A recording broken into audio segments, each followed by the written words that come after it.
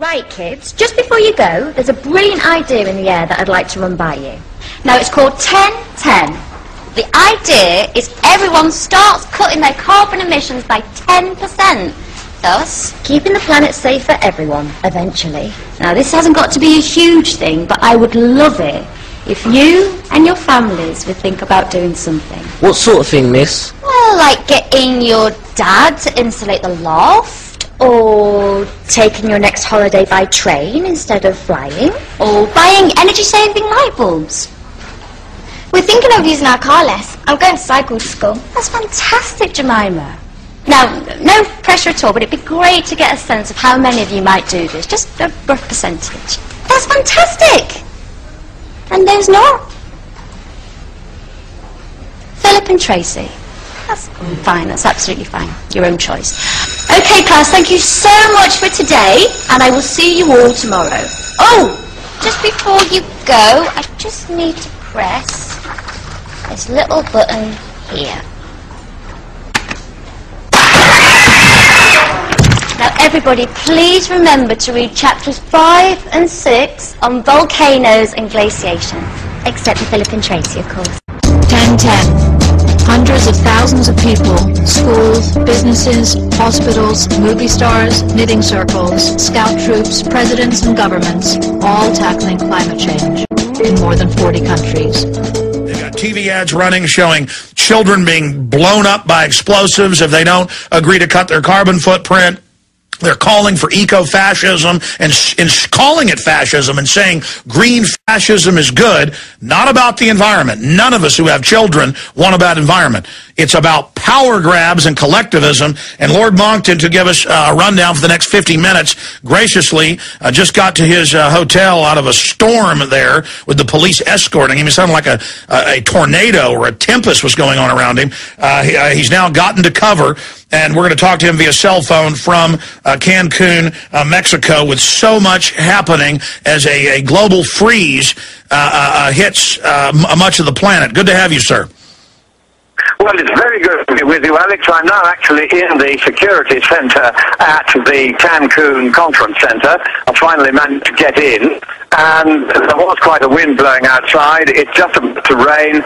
It's colder than it's been since we've been here. In fact, now 5 days they have had colder temperatures here in Cancun than have ever been recorded at this time of year since records began. So this is very exceptional. You heard about my lovely wife, Lady Monckton. She is snowed up at home. The Central England temperature record showing the coldest first week of December since 1659, and you're quite right, Alex, to put in that cautionary note about how this doesn't mean there's no such thing as global warming or we can't be having an effect on the planet.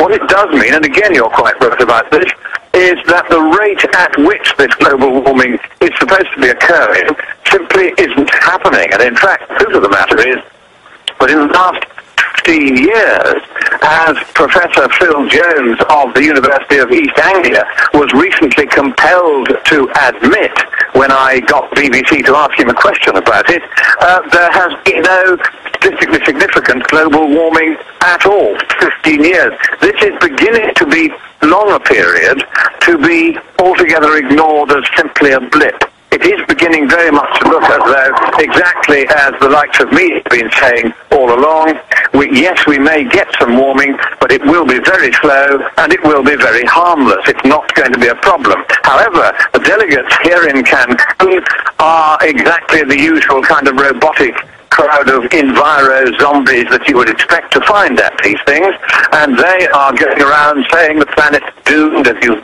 rightly pointed out.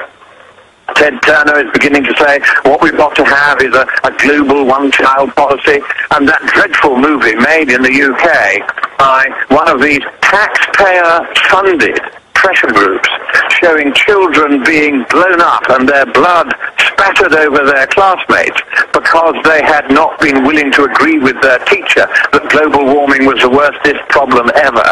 That is the kind of hysteria that you always get when those who have been peddling a lie realize that they're not going to be able to get away with it for very much longer. And are you still there? And one delegate recently said to one of my colleagues here, he said, oh yes, he said, of course my colleague up there on the rostrum is talking about how terrible global warming is. Privately there, he said, we know perfectly well that it isn't. But our government has told us to say this because it sees an advantage to itself against its taxpayers and against the people of the world in pretending that there is a problem. So there is a growing willingness on the part of some of the delegates here to admit that they personally don't believe a word of this nonsense. Of course, you have all the extremist groups here, the Marxists, the Greenies, and the two are virtually indistinguishable in the policies they advocate these days. They are all here in profusion. Every sort of weird organization. There are gender-sensitive women against climate change. There are people dressed up as polar bears. All this kind of stupidity goes on. But behind it all, Alex, I think there is a considerable change in tone. What is beginning to happen is, compared with the triumphalism of Copenhagen and Poznan and Bali, the previous 3 years, the annual jamborees at taxpayers' expense all around the world at exotic locations, what we're getting here is a much more sullen, sober, even somber mood.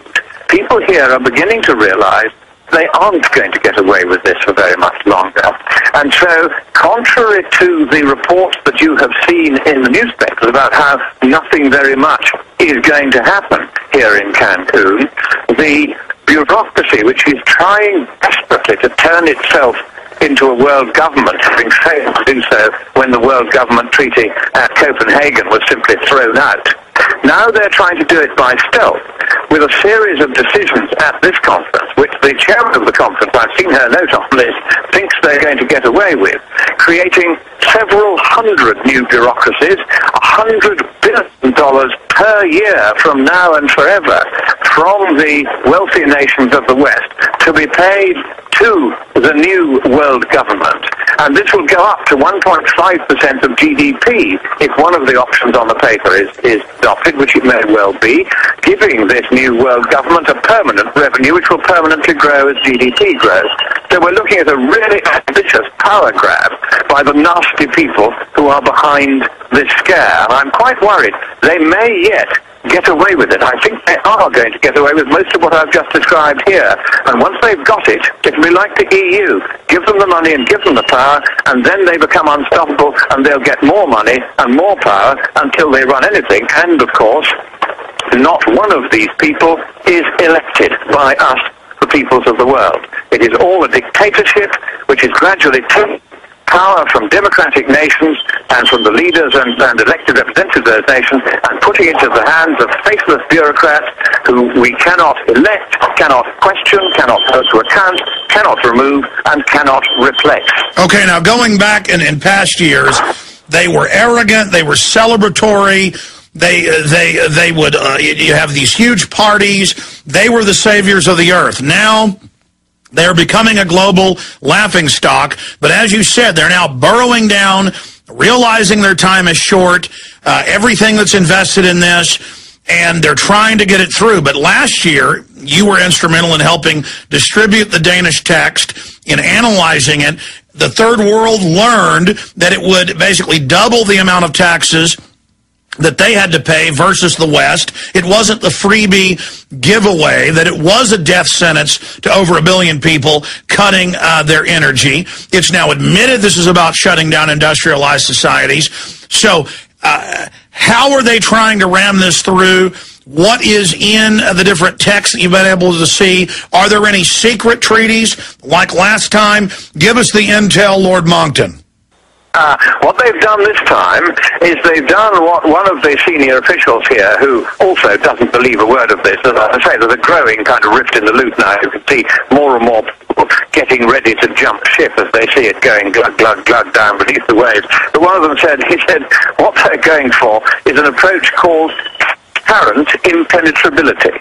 And what this means is that everything I've just described to you, this extra money and the extra bureaucracies, they're all listed, they're all specified in the documents which are openly available and which nobody, including the delegates, actually reads. The note by the chair on the expected outcome of this conference. which is what I'm basing things on, because that's likely to be right. They've had several preliminary conferences, first in Bonn, then in Tianjin in China last month, to prepare for this one. So they pretty well all knew where they were going when they got here. So the chairman's note is a pretty good guide to what is actually going to happen. But get this, it's 33 pages long.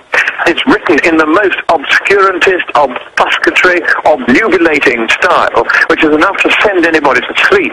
And unless you know what the code words mean, you've never realized just how much of an expansion of centralized, undemocratic power this whole exercise is. For instance, let me give you an example. You wanted me to quote from these documents. They use a phrase called improving capacity building in the least developed and less well-developed countries. And you think, that sounds wonderful. So you go and you talk to a few of the UN officials who draw up this garbage, and you say, what does capacity building mean? And it's nothing to do with industrial capacity or economic capacity or the capacity to live a civilized life or educational capacity or health capacity. No, it's bureaucratic capacity. What capacity building means in these documents is that there are going to be vast bureaucracies established in these less developed countries, which will come directly under the control of our new masters, the Secretariat of the United Nations Framework Convention on Climate Change. That's what capacity building means. It occurs all the way through the treaties. It sounds wonderful when you read it. You think, oh, wow, we're really doing some good for the third world here. All we're doing is putting in bureaucracies to govern them. Yeah, to rule them under the new neo-feudalism, the environmental iron fist. Stay with us, Lord Monckton. Back after this quick break. Ted Turner, third biggest landowner in the world, behind the Queen of England and Dutch royalty. He owns 2 million acres in the U.S. He has 5 children. He has more than 20 aircraft, more than a dozen homes. He flies in on his private jet and then lectures us we shouldn't take a hot shower, we shouldn't have more than one child, we shouldn't take a hot bath. People all over England, old people being cut off their gas allowance or having to ride around in buses to stay warm, The Guardian reports. But there's plenty of gas and power for all the rich people in the U.S. and England that stand to make money off the carbon tax. Lord Monckton, I heard that you've been trying to track down Mr. Eugenics, Mr. Green Himmler, hair Ted Turner. Yes, absolutely. The Graf von und zu Turner, he was attending a business conference at the Ritz-Carlton Hotel a couple of days ago here on the sandy strip at Cancun, and I gate-crashed the conference and went around it for a bit until eventually the organizers came along and chased me out. And they said, you're not allowed in here. The only people who are allowed into this conference are people who believe that global warming is the worstest possible problem ever in the world. And you're not allowed in. It was sort of baby talk they used. And I said, but I want to meet Mr. Turner. I'd like to issue a challenge to him. I'd like to provide some entertainment for the delegates here by having a one-to-one debate with him in front of them. Or is he going to run away and are you going to run away? He said, no, sir, you're going to run away. We don't want your sort here. So clearly, there is a reluctance on the part of Mr. Turner to face the amiable peer of the realm, Lord Monckton, on a debate about the climate. And why might that be? Well, I suspect it's the same reason, Ted Baby, as Al Baby. When I threatened to debate him, I sent a challenge to Al Gore. He also backed off. In fact, he's been backing off and running away for nearly 4 years now. So, Ted, if you're going to join the run, join the panic, join the escape, then you just avoid debating with me face to face. I'll debate with you, Ted Baby, anywhere in the world, on international television, and we'll take any format of debate that you like as long as it's reasonably fair, and then you and I will go head-to-head, and we'll argue this thing out, and let's see who prevails. Now, Alex, what I would advise is whatever you do, don't hold your breath waiting for a reply from Ted Turner, any more than you would have done if you'd waited for a reply from Al Gore. I'm getting to run out of white feathers on my estate to send to these people who are backing out of this debate because they know perfectly well, just as the delegates here, many of them privately are now admitting they know perfectly well, that there is no global warming problem. It is simply a chimera. It is simply a device used by people who have other agendas which are extremely nasty. Here we are effectively trying to reinstall global fascism, having just got rid of it in Europe. Now here we are reinstalling global fascism in the name of saving the planet. And as you and I know, Alex, the planet was triumphantly saved 2,000 years ago, and it doesn't need to be saved again. Expanding on that, James Cameron issued challenges to leading global warming skeptics, and then when leading one step forward, he chickened out. They will not debate it, and they know deep down it's an excuse to have a managed takeover economy. A lot of them are on record admitting that. What percentage of the higher-ups know it's a complete fraud? I mean, we know from their internal emails they know it's a fraud, and that they've got to hide the truth, but I mean, what percentage of them know it's a fraud, and then you've got the people in polar bear outfits running around. I mean, I see more and more of the camp followers realizing they were on some type of Jim Jones cult compound. That's a very good description of this place, I must say. It is a very curious religion. Let's start with your point about whether the higher-ups know what's really going on, that they know that there isn't a problem. Let me give you an example. At last year's Copenhagen conference, one of my colleagues here, Wolfgang Müller, from the German division of the Committee for a Constructive Tomorrow, which I represent here at this conference, he was standing next to one of the two delegates, official delegates from Pakistan, which is one of the state parties to the convention. And the other delegate was up on the stage speaking about how terrible it all was. We were having floods, we were having droughts, and we were having this, and we were having that. It was all ghastly, and it was all because of our fault. And quietly the other delegate said, he knows, and I know, that there's not a word of truth in any of that, and that the whole of this thing is just nonsense, but we've been told by our government to say it, and so that's what we have to say. Lord Monckton, we've got to go to break, and that's just as well, because you just covered some key info. Your phone for the first time was breaking up. Let's perhaps reestablish the line or see if it clears up during the break. I want you to come back, because that takes us to the WikiLeaks cable, which the State Department admits is real, which you covered without having the secret documents, that the U.S. and England were in there twisting arms last year and promising people payoffs if they went along. Lord Christopher Monckton joins us. His website and organization is the leading think tank, really laying out the facts of this global takeover, and we are beginning to win battles and the war. Scienceandpublicpolicy.org. Our sites are Infowars.com, PrisonPlanet.com, and PrisonPlanet.tv.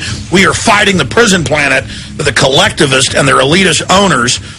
See, the ultra-rich, many of them are in a camp not liking free market. They want to use government to shut everybody else down because they can't compete. And Lord Monckton is fighting them and routing them to the ends of the earth, and they run from him in literal fear. I've seen video activists have shot. It is as if the mild-mannered Lord is Darth Vader or something, or a giant bucket of holy water to a vampire. Now, I have the London Guardian report here, Lord Monckton, where they admit, and the State Department admits this in his anger, they admit it's a real cable, that other governments were all freaked out by the threats, the bribes, the promises of money, the arm twisting. We see the United States at the center, along with Gordon Brown, the disgraced former Prime Minister, spearheading this, trying to ram it through on people, and you knew that at the time, but now that's all come out, and that was mirroring what you were talking about, the Pakistani minister who's been promised money,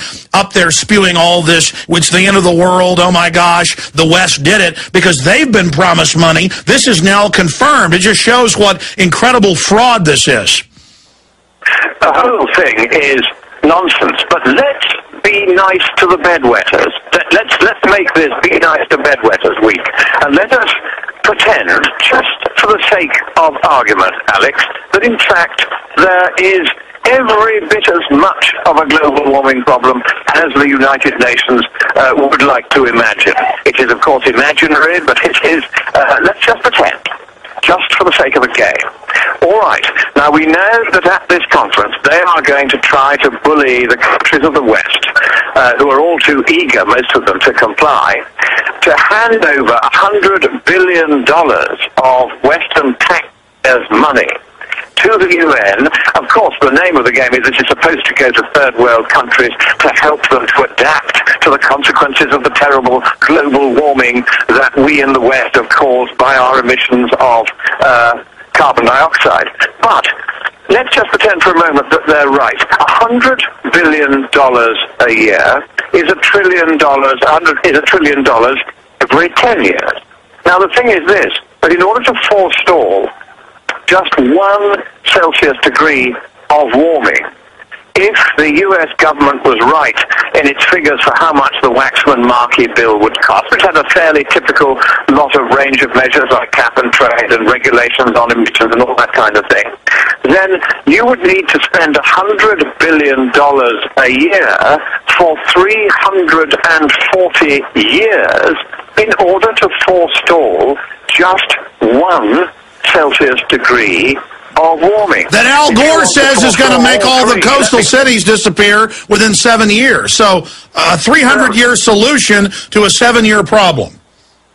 That's right, and not only that, but if you wanted to forestall all 3.4 degrees Celsius, which is about 6 Fahrenheit, of warming, which the UN says might happen on the globe by 2100, in the next 100 years, then it would take you 1,000 years of spending $100 billion rate just to make that tiny amount of temperature change not happen. So there's a huge mismatch between what these people are trying to argue for here and what they could possibly achieve. And curiously, until I recently did these calculations, nobody anywhere in the world had sat down and worked out and said, okay, supposing we spend all this money, how much global warming will we actually forestall? It's all been done on the basis that if we spend the money, maybe it will make a contribution. Nobody has worked out that, in fact, it makes practically no difference at all. So even if there were a problem as big as these nitwits here think that there is, the fact is that all the spending that they're proposing to make, and it's critically expensive spending, would not make anything like enough difference even to begin to chip away at the problem. And this leads to the obvious conclusion that if there were to be any problems arising from warmer weather, and frankly, if you find any global warming, send us some in Scotland. My lovely wife could do it very badly. Then if there really were, what we would simply do is to say, look, we'd be better off adapting to the warmer weather and its consequences in a focused way, as and only where and only when necessary, rather than squandering all these billions and trillions now on what is an entirely futile exercise. Lord Monckton, you got cut off by the break earlier. You were trying to tell the story of the Pakistani minister telling you that the other Pakistani minister was just saying it because they've been promised money. That's now confirmed by the cables that this secret arm twisting was going on. Recap that, because your phone was breaking up at that time. Yes, certainly. This, in fact, I think I mistakenly said this was in Copenhagen last year. In fact, it was Bonn this year, at which one of my colleagues, Wolfgang Müller, who is from the Committee for a Constructive Tomorrow, which I also belong to, it's an environmental group that believes in looking after the environment rather than worrying about global warming, and we're here under their aegis. He was sitting next to one of the 2 Pakistani delegates at the discussions in Bonn, which were leading up to this conference here in Cancun. And the other delegate was up on the platform speaking and saying, oh, it's all terrible, we're doomed unless we shut down the economies of the West, all this kind of rubbish. And his colleague was sitting talking to Wolfgang Müller, not really realizing that we were on the other side of the case, and saying, you know, actually, neither of us believe a word of this nonsense, but our government has told us to say it.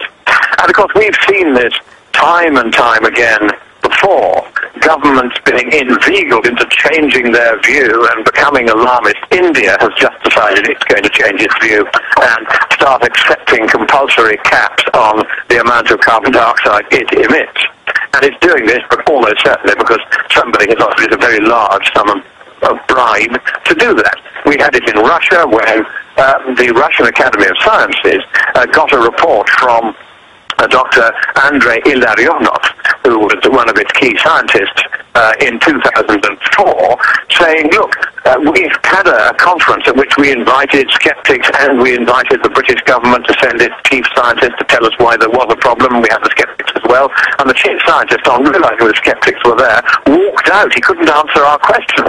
So Ilarionov then made an impassioned speech saying that Sir David King, who was then the chief scientist, had let down the name of Britain, let down the name of Sir, and had certainly convinced him that there was no problem at all with global warming. Of course, King was trying to say the exact opposite.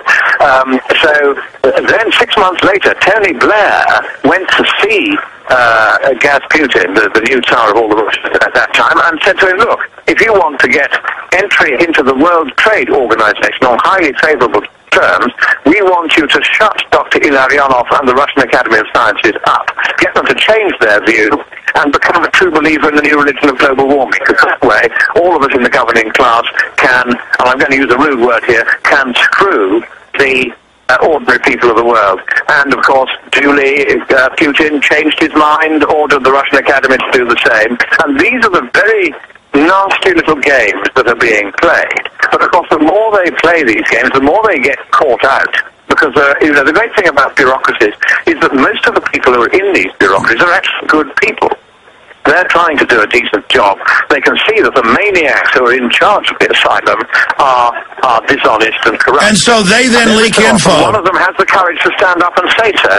And that's how we get the WikiLeaks. That's how we get the ClimateGate emails. That's how we get the story from the Pakistan minister. That's how I got Andrei Ilarionov to tell me personally what I've just told you. Unbelievable. So you were told directly by the head of the Russian Academy of Sciences that this went on. That is a huge news story in and of itself, showing how they do this by hook and by crook. Now, shifting gears, we know these people love to play the part of savior of the earth. They're also control freaks. The White House science czar agrees with Ted Turner in writings that he wants to sterilize us with chemicals in the water, and he wants one-child policies. He's also told the Associated Press in the first press conference he gave almost 2 years ago that he wants to geoengineer the planet to save us from environmental degradation. And we know Bill Gates, who's pushing this, has bought the patents for it. So another way they want to tax us is for the world having to pay them to, quote, save us from the global warming. Then they get to play the part of, like, Superman, savior of the world from Lex Luthor, the boogeyman, Bizarro, and the rest of Superman's enemies. We have an activist post article. UN climate concern morphs into chemtrail glee club. And I've got all the different articles here where they're hopping around at the meeting trying to get rid of the UN treaty on geoengineering from decades ago. So what else? We covered the other official documents where they call for force relocating populations. I mean, what types of bizarre craziness are you hearing from these people?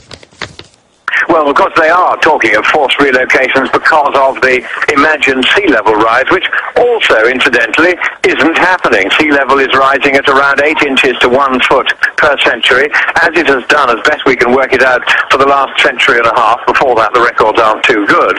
But we can tell from ice cores and geological records that over the last 11,400 years, sea level has risen by more than 400 feet. That's close to 4 feet per century. Now we're down to less than 1 foot per century.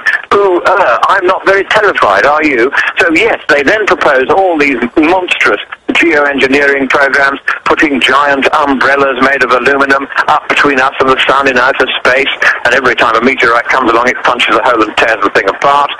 They're thinking of using, in fact, putting more pollution back into the atmosphere because the pollution stops the sun getting through and cools down the planet. Just one problem with that, they had overestimated the amount of cooling caused by that kind of pollution, and the figures were corrected last year in a paper by Gunnar Myhre, which is about to yet again change all the science, because it means that the warming effect of CO2, paradoxically, is a lot less than the UN had formerly thought. So we're getting all these people advocating more and more extreme, absurd, and above all expensive solutions, and also, of course, very immoral solutions. You know, the idea of saying to people, you can only have one child because we say so. is outrageous. What they should be doing, but of course they won't do because they don't want to share their riches, is to make the poor people of the world richer, because as populations become more prosperous and they come up above the poverty line, then their rate of breeding slows down all by itself. You don't have to have abortion, you don't have to have artificial contraception, you don't have to have Chinese soldiers with guns shooting one of the two twins if a mother is unlucky enough to have twins. None of that needs to happen. All you have to do is make people more prosperous. That's the kind of geoengineering that the Committee for a Constructive Tomorrow is in favour of, and so is the Science and Public Policy Institute. We visited just yesterday a village only 10 miles from where I'm standing in the conference hall, and that village had no electricity, no sanitation, no water, no school until a Catholic charity came and gave it one, and no health care. They have absolutely nothing except each other. And the Mexican government is spending all this money on airy-fairy conferences while its own people are starving because they don't have basic amenities like electricity. That's the kind of geoengineering I want to see. Electricity for everyone. Clean water and safe sewage disposal for everyone. Well, Lord Monckton, for everyone. Healthcare for everyone. That's the kind of geoengineering I want to see, but you won't hear much of that among the lunatics at this conference here in Cancun. And I hope you're getting the flavour, Alex, that I'm becoming very angry at this unwillingness of the world's governing class to listen to the needs of ordinary people around the world. It's bad enough that they spit in the face of democracy and try and take it away. It's bad enough that our freedom and our money are being taken away. They also kick the poor in the teeth while pretending to help them. That seems to me to be something for which they ought to try for a very long time, somewhere uncomfortable after this life, if not in it. Well, that was my next point. I mean, Ted Turner, all of them just write books, give speeches dripping with venom, hating the third world.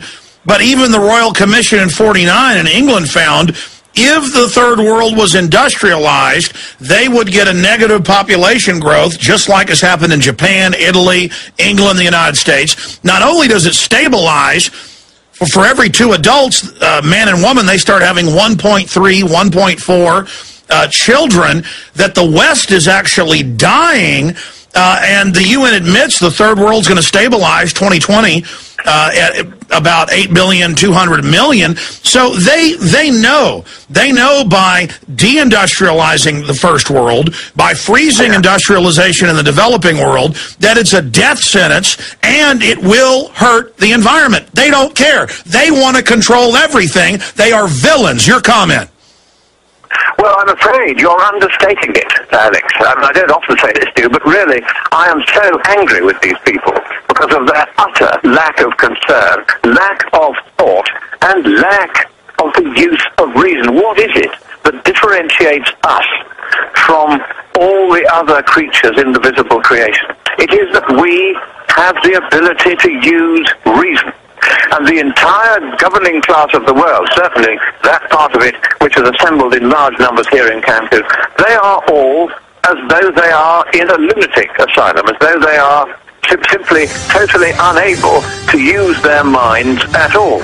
And of course, this is because they know, increasingly they know, that this whole climate rubbish is nonsense. But what they're doing is they are exploiting it, they are profiting by it, they're making billions out of it, and they're making billions at our expense, and, worst of all, at the expense of the third world. They have no concept. Stay there, stay there.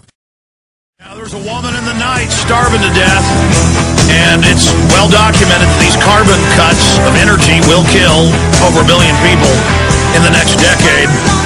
We're going back to Lord Christopher Monckton to talk about how we stop these people, and hopefully in the next few weeks or after Christmas we can get him on to talk about briefly the aftermath of this criminal consortium meeting down in Cancun. They're routed, but they're dangerous, and they're still taking over our societies at the local level. Before we go back to Lord Monckton, silver's way up, gold's way up. Midas Resources bought the silver and gold when it was lower. They're selling it to you when it's higher at the old low price.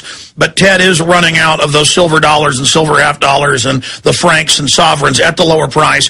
You've got to tell them it's the radio special. I don't have time to get into all of it. Give them a call. Get into silver and gold today. 800-686-2237. 800-686-2237. My job's easy. I promote what I believe in. I've been telling you buy gold and silver for over a decade when silver was $5 an ounce, when gold was $260 an ounce. Did I steer you right? Get into silver and gold today. 800-686-2237. Tell them it's the Alex Jones special to get the lower prices. The regular prices are great. We got about 4 minutes left, Lord Monckton, down there at the conference. Any other observations? How do we stop these people? What's the time frame on when we'll know if they were successful at this larcenous meeting? Right, in the next 2 days, we should hear whether or not they've come to the agreement I expect them to come to, and I've outlined the main points of that.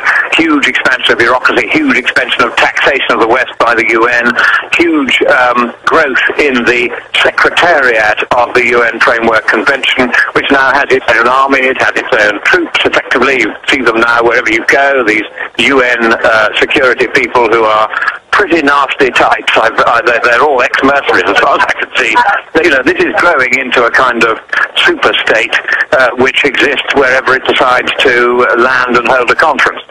The way we stop it, I think, is by the US and one or two other leading countries, once we have a Republican president again who starts taking interest in standing up for the US rather than trying to destroy it. I hope you'll forgive me if I say that about your president, but it is very sad to see what he's been doing. Well, he's not our president. He's a total globalist miscreant, but go ahead. Well, so what I'm saying is I think that what we now need to do is for America needs to leave the UN.